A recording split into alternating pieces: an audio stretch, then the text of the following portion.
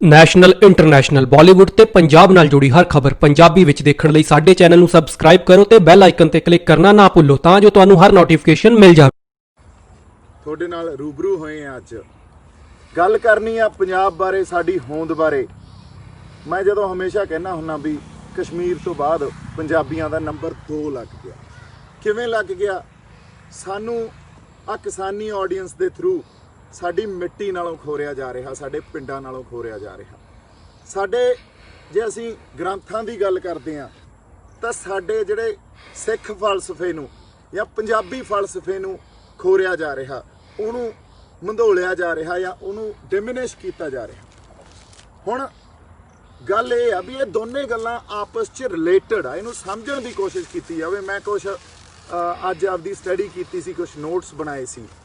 ਜਦੋਂ ਮੈਂ ਕਹਿੰਦਾ ਪੰਜਾਬ ਦੀ ਜਾਂ ਪੰਜਾਬੀਆਂ ਦੀ ਹੋਂਦ ਦੀ ਲੜਾਈ ਆ, ਜਿਹਦੇ ਸਾਰੇ ਵਰਗ ਇਹਦੇ 'ਚ ਆ ਜਾਂਦੇ ਆ। ਕਿਵੇਂ ਸਾਡੇ ਹੋਂਦ ਦੀ ਲੜਾਈ ਆ? ਦੇਖੋ, ਪੰਜਾਬ ਨੂੰ ਕਿਸਾਨੀ ਤੋਂ ਬਿਨਾਂ ਜਾਂ ਪੰਜਾਬ ਨੂੰ ਸਿੱਖੀ ਤੋਂ ਬਿਨਾਂ ਕਲਪਿਆ ਵੀ ਨਹੀਂ ਜਾ ਸਕਦਾ। ਪੰਜਾਬ ਦੇ ਸਮਾਜਿਕ ਬਣਤਰ ਨੂੰ ਕਿਸਾਨੀ ਜਾਂ ਸਿੱਖੀ ਤੋਂ ਬਿਨਾਂ ਨਹੀਂ ਕਲਪਿਆ ਜਾ ਸਕਦਾ।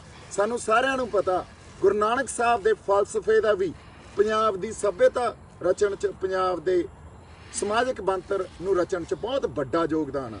ਉਵੇਂ ਕਿਸਾਨੀ ਦਾ ਬਹੁਤ ਵੱਡਾ ਯੋਗਦਾਨ ਆ, ਕਿਉਂਕਿ ਅਸੀਂ ਮਿੱਟੀ ਨਾਲ ਜੁੜੇ ਹੋਏ ਲੋਕ ਆ, ਆਪਦੇ ਪਿੰਡਾਂ ਨਾਲ ਜੁੜੇ ਹੋਏ ਲੋਕ ਆ। ਤੇ ਜਦੋਂ ਸਾਨੂੰ ਸਾਡੀ ਮਿੱਟੀ ਤੋਂ ਤੇ ਸਾਡੇ ਪਿੰਡਾਂ ਤੋਂ ਖੋਰਿਆ ਜਾਂਦਾ, ਸਾਡਾ ਬੜਾ ਕੁਝ ਖੁਰ ਜਾਂਦਾ। ਇਹ ਸਾਨੂੰ ਸਾਰਿਆਂ ਨੂੰ ਪਤਾ। ਪਰ ਹੁਣ ਅਸਲ ਜਿਹੜੀ ਗੱਲ ਕਰਦੇ ਆ ਨਾ ਵੀ ਸਰਕਾਰਾਂ ਦੀਆਂ ਮਾਰੂ ਨੀਤੀਆਂ ਜਾਂ ਸਰਕਾਰਾਂ ਕੰਮ ਕਿਵੇਂ ਕਰਦੀਆਂ, ਅੱਜ ਆਪਾਂ ਇਹਦੀ ਗੱਲ ਕਰਦੇ ਆ। ਸਰਕਾਰਾਂ ਕੰਮ ਐਂ ਕਰਦੀਆਂ, ਪ੍ਰੋਪੇਗੈਂਡਾ ਪੋਲਿਟਿਕਸ ਕਰਦੀ ਆ। ਸਪੈਸ਼ਲੀ ਅੱਜ ਦੀ ਜਿਹੜੀ ਸਰਕਾਰ ਆ ਬੀਜੇਪੀ, ਤੇ ਇਹ ਸਾਰੀਆਂ ਸਰਕਾਰਾਂ ਜਿਹੜੀਆਂ ਬੈਠੀਆਂ ਇਸ ਵੇਲੇ ਸਾਡੇ ਹੁਕਮਰਾਨ ਆ, ਉਹ ਪ੍ਰੋਪੇਗੈਂਡਾ ਪੋਲਿਟਿਕਸ ਕਰਦੇ ਆ। ਤੁਸੀਂ ਇਹ ਦੇਖੋ, ਆ ਨੈਸ਼ਨਲ ਮੀਡੀਆ ਦੇ ਥਰੂ ਜਾਂ ਅਰਨਵ ਗੋਸਵਾਮੀ ਤੁਹਾਡੇ ਸਾਹਮਣੇ ਇੱਕ ਐਗਜ਼ਾਮਪਲ ਆ। ਉਹਨੂੰ ਕੋਈ ਫਰਕ ਨਹੀਂ ਪੈਂਦਾ ਪਤੰਦਰ ਨੂੰ, ਲੋਕਾਂ ਨੂੰ ਕੁਛ ਭੁੱਖੇ ਮਰੀ ਜਾਣ, ਉਹਨਾਂ ਨੂੰ ਕੁਛ ਖਾਣ ਨੂੰ ਰੋਟੀ ਮਿਲੇ ਕਿ ਨਾ ਮਿਲੇ, ਨੌਕਰੀਆਂ ਮਿਲਣ ਕਿ ਨਾ ਮਿਲਣ, ਜਾਂ GDP -23% ਜਾ ਰਹੀ ਆ, ਕੋਈ ਇਹਦੀ ਗੱਲ ਨਹੀਂ ਕਰਦਾ। ਉਹ ਸਿਰਫ ਗੱਲ ਕਰੂਗਾ ਸੁਸ਼ਾਂਤ ਸਿੰਘ ਰਾਜਪੂਤ, ਰੀਆ ਚੱਕਰਵਰਤੀ, ਵੀ ਅਸੀਂ ਉਹਨਾਂ ਤੋਂ ਕੀ ਲੈਣਾ ਯਾਰ। ਠੀਕ ਆ, ਕੋਈ ਬੰਦਾ ਮਰ ਗਿਆ, ਤੁਸੀਂ ਇੱਕ ਵੱਖਰੇ ਤੌਰ ਤੇ ਉਹਦੀ ਕੋਈ ਜਾਂਚ ਮੁਹਿੰਮ ਆਪਦਾ ਕਰੋ ਜੋ ਕਰਨਾ, ਪਰ ਉਹਨੂੰ ਨੈਸ਼ਨਲ ਮੀਡੀਆ ਤੇ ਇਸ ਤਰ੍ਹਾਂ ਚੱਕ ਦੇਣਾ ਤੇ ਇੰਨਾ ਪ੍ਰੋਪੇਗੈਂਡਾ ਕਰ ਦੇਣਾ ਵੀ ਲੋਕਾਂ ਦਾ ਧਿਆਨ ਹੀ ਹੋਰ ਪਾਸੇ ਕਰ ਦੇਣਾ। ਮੁੜ ਕੇ ਕੰਗਣਾ ਆ ਜਾਂਦੀ ਆ, ਉਹ ਕਹਿੰਦੀ ਆ ਦੇਖੋ ਭਾਰਤ ਮਾਤਾ ਕੀ ਜੈ, ਮੇਰਾ ਛੱਜਾ ਤੋੜਿਆ ਜਾ ਰਿਹਾ। ਇੱਥੇ ਕਿਸਾਨਾਂ ਦੀਆਂ ਹੱਡੀਆਂ ਤੋੜੀਆਂ ਜਾ ਰਹੀਆਂ, ਉਹਨੂੰ ਤਾਂ ਕੋਈ ਦਿਖਾਉਂਦਾ ਨਹੀਂ। ਇਹਨਾਂ ਨੇ ਨਹੀਂ ਦਿਖਾਉਣਾ। ਇਹਨਾਂ ਨੂੰ ਪਤਾ ਵੀ ਤੁਹਾਨੂੰ ਅਸਲ ਮੁੱਦੇ ਤੋਂ ਭਟਕਾਉਣਾ ਕਿਵੇਂ ਆ ਤੇ ਅਸਲ ਮੁੱਦੇ ਤੋਂ ਦੂਰ ਕਿਵੇਂ ਲੈ ਜਾਣਾ। ਹੁਣ ਇਹ ਗੱਲ ਜਿਹੜੀ ਸਾਜ਼ਿਸ਼ ਆ, ਜਾਂ ਇੱਕ ਅੰਗਰੇਜ਼ੀ 'ਚ ਕਹਿੰਦੇ ਹੁੰਦੇ ਆ ਕੰਟਰੋਵਰਸੀ ਥਿਊਰੀਜ਼ ਜਾਂ ਕਨਸਪੀਰੇਸੀ ਥਿਊਰੀਜ਼। ਐਕਚੁਅਲੀ ਉਹ ਕਨਸਪੀਰੇਸੀ ਥਿਊਰੀਜ਼ ਨੂੰ ਸਮਝਣ ਦੀ ਕੋਸ਼ਿਸ਼ ਕਰਦੇ ਆ ਆਪਾਂ। ਅੱਜ ਜਿਹੜਾ ਆਰਡੀਨੈਂਸ ਆਇਆ ਕਿਸਾਨਾਂ ਨੂੰ, ਮੈਂ ਦੱਸਦਾ, ਤੁਸੀਂ ਬਾਦਲ ਬੈਠੇ ਰਹੋ, ਉਹਨਾਂ ਦੇ ਹੱਥ ਪੱਲੇ ਕੁਛ ਨਹੀਂ ਆ। ਤੁਸੀਂ ਪਟਿਆਲੇ ਬੈਠੇ ਰਹੋ, ਇਹਨਾਂ ਦੇ ਹੱਥ ਪੱਲੇ ਕੁਛ ਨਹੀਂ ਆ। ਤਾਂ ਵੈਦ ਆ, ਸਾਨੂੰ ਬਿਮਾਰੀ ਦਿੱਲੀੋਂ ਪੈਂਦੀ ਆ, ਅਸੀਂ ਵੈਦਾਂ ਤੋਂ ਕਿਵੇਂ ਲੈ ਲਾਂਗੇ ਦਵਾਈਆਂ? ਵੈਦਾਂ ਨੇ ਕੁਛ ਨਹੀਂ ਦੇਣਾ ਸਾਨੂੰ। ਸਾਨੂੰ ਕੋਈ ਸੰਘਰਸ਼ ਇਹੋ ਜਿਹਾ ਵਿੱਢਣਾ ਪੈਣਾ, ਇਹੋ ਜਿਹੀ ਕ੍ਰਾਂਤੀ ਲਿਆਉਣੀ ਪੈਣੀ ਆ ਜਿੱਥੇ ਅਸੀਂ ਸਰਕਾਰਾਂ ਲਈ ਕੋਈ ਨਾ ਕੋਈ ਮਜਬੂਰੀ ਖੜੀ ਕਰ ਦਈਏ। ਜਦੋਂ ਤੱਕ ਸਰਕਾਰ ਦਿੱਲੀ ਬੈਠੀ ਹੈ ਜਿਹੜੀ, ਉਹਦੇ ਲਈ ਕੋਈ ਮਜਬੂਰੀ ਨਹੀਂ ਖੜੀ ਕਰਾਂਗੇ, ਸਾਨੂੰ ਇਸ ਸੰਘਰਸ਼ 'ਚੋਂ ਕੁਛ ਨਹੀਂ ਮਿਲਣਾ। ਮੋਦੀ ਸਾਹਿਬ ਵੀ ਇਹ ਟਵੀਟ ਕਰ ਦਿੰਦੇ ਆ ਪੰਜਾਬੀ 'ਚ, ਮੋਦੀ ਟਵੀਟ ਕਰਦਾ ਤੇ ਅਸੀਂ ਖੁਸ਼ ਹੋ ਜਾਂਦੇ ਆ।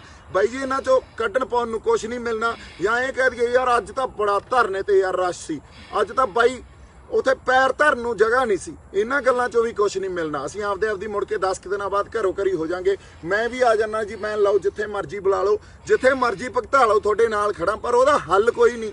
ਸਾਨੂੰ ਹੱਲ ਵੱਲ ਵਧਣਾ ਪੈਣਾ ਤੇ ਸਾਨੂੰ ਦੇਖਣਾ ਵੀ ਪੈਣਾ ਵੀ ਅਸੀਂ ਜਿਹੜੇ ਸਰਕਾਰ ਨਾਲ, ਜਿਹੜੀ ਏਜੰਸੀਆਂ ਨਾਲ, ਤਾਂ ਜਿਹੜਾ ਕਾਰਪੋਰੇਟ ਸੈਕਟਰ ਆ, ਜਿਹਨੂੰ ਮੈਂ ਕਹਿੰਦਾ ਹੁੰਦਾ ਪੂੰਜੀਵਾਦ, ਉਹਦੇ ਨਾਲ ਲੜ ਰਹੇ ਆ। ਅਸਲ ਜਾੜੇ ਵੀ ਉੱਥੇ ਪਈ ਆ, ਕਿਉਂਕਿ ਕੋਈ ਵੀ ਨੀਤੀ ਬਣਦੀ ਆ, ਕੋਈ ਵੀ ਆਬਜੈਕਟਿਵ ਹੁੰਦਾ, ਆਲਵੇਜ਼ ਰਿਮੈਂਬਰ ਦਿਸ, ਕੋਈ ਵੀ ਆਬਜੈਕਟਿਵ ਆ ਸਰਕਾਰ ਦਾ, it is always to accommodate corporate sector. So ਉਹ ਪੂੰਜੀਵਾਦ ਨੂੰ ਅਕੋਮੋਡੇਟ ਕਰਨ ਵਾਸਤੇ ਇਹਨਾਂ ਨੇ ਨੀਤੀਆਂ ਬਣਾਈਆਂ ਹੁੰਦੀਆਂ, ਕਿਉਂਕਿ ਸਰਕਾਰਾਂ ਨੂੰ ਰਨ ਹੀ ਇਹ ਕਾਰਪੋਰੇਟ ਸੈਕਟਰ ਕਰਦੇ ਆ। ਲੋ ਮੈਂ ਤੁਹਾਨੂੰ ਇਹ ਕਨਸਪੀਰੇਸੀ ਥਿਊਰੀ ਬਾਰੇ ਦੱਸ ਰਿਹਾ ਸੀ, ਇਹਨੂੰ ਪੰਜਾਬੀ 'ਚ ਕਹਿੰਦੇ ਆ ਸਾਜ਼ਿਸ਼ ਕਿਵੇਂ ਰਚੀ ਗਈ।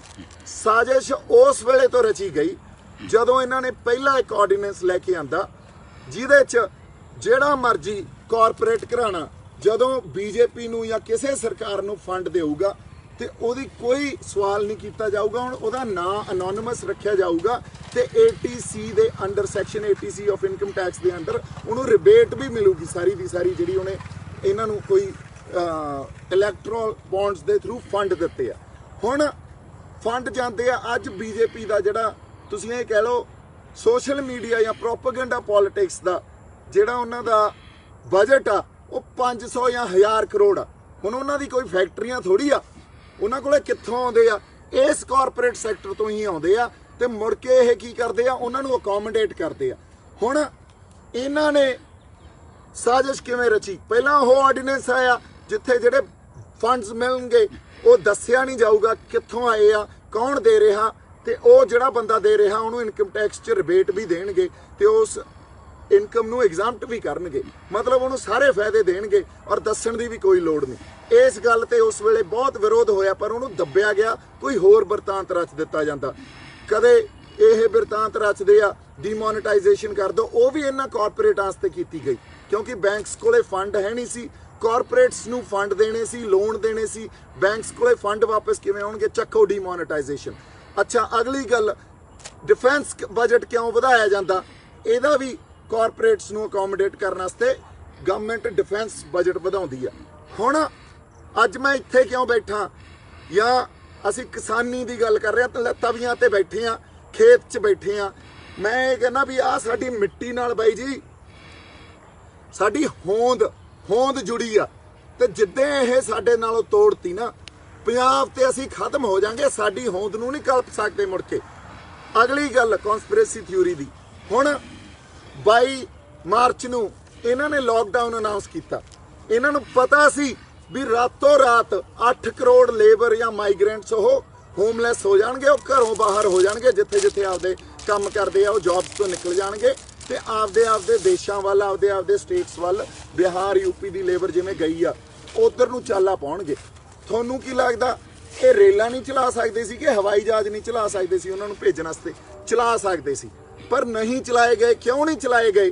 ਕਿਉਂਕਿ ਇਹ ਚਾਹੁੰਦੇ ਸੀ ਵੀ ਉਹ ਪੂਰੀ ਲੇਬਰ ਜਿਹੜੀ ਜਾਵੇ ਉਹ ਪੂਰੀ ਹਾਰਡਸ਼ਿਪ, ਮਤਲਬ ਸਖਤ ਜਿਹੜੀਆਂ ਉਹਨਾਂ ਤੇ ਕੋਈ ਗੱਲਾਂ ਵੀ ਉਹਨਾਂ ਦੇ ਡੰਡੇ ਵੀ ਮਾਰੋ ਤੇ ਉਹਨਾਂ ਨੂੰ ਐ ਭੇਜੋ ਵੀ ਤੇ ਜ਼ੁਲਮ ਵੀ ਕਰੋ ਉਹਨਾਂ ਤੇ, ਉਹ ਸਾਰੇ ਜਿਹੜੇ ਸਰਕਮਸਟੈਂਸਸ ਫੇਸ ਕਰਕੇ ਆਪਦੇ ਘਰੋਂ ਘਰੀ ਜਾਵੇ ਤੇ ਇਸ ਕਰਕੇ ਵੀ ਮੁੜ ਕੇ ਆਉਣ ਦਾ ਨਾਂ ਨਾ ਲਵੇ।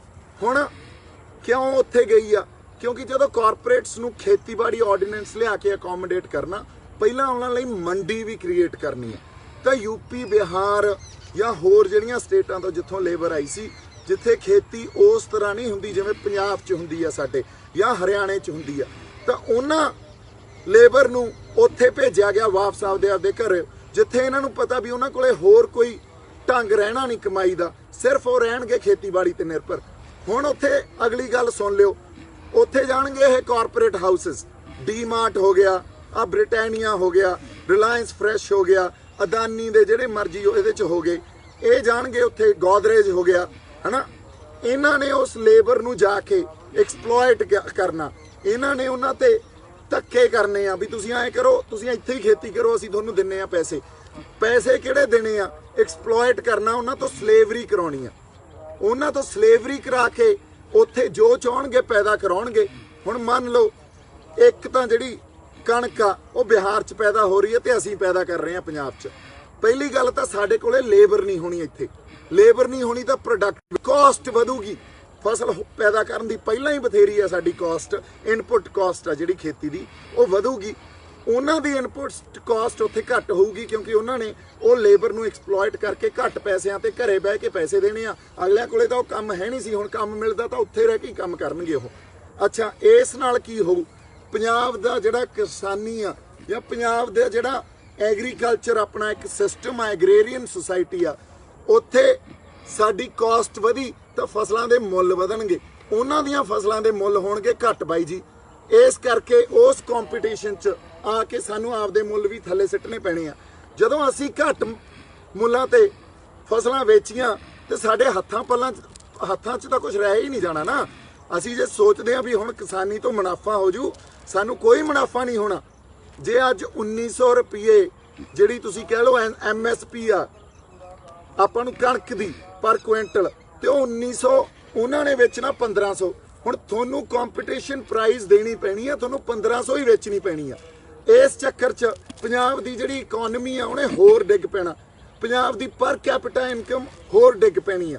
ਸੋ ਇਸ ਨਾਲ ਕੀ ਹੋਊ, ਹੁਣ ਸਾਡੀਆਂ ਜ਼ਮੀਨਾਂ ਸਸਤੀਆਂ ਹੋਣਗੀਆਂ, ਹੋਰ 5-10 ਸਾਲਾਂ ਨੂੰ ਜ਼ਮੀਨਾਂ ਸਸਤੀਆਂ ਹੋਣਗੀਆਂ ਤੇ ਉਹ ਕਾਰਪੋਰੇਟ ਘਰਾਣੇ ਜਿਹੜੇ ਬੈਠੇ ਆ ਵੱਡੇ ਵੱਡੇ, ਉਹਨਾਂ ਨੇ ਆ ਕੇ ਇੱਥੇ ਜ਼ਮੀਨਾਂ ਵੀ ਖਰੀਦਣੀਆਂ, ਤੁਹਾਨੂੰ ਤੁਹਾਡੀਆਂ ਜ਼ਮੀਨਾਂ ਤੋਂ ਵੀ ਤੋੜਨਾ।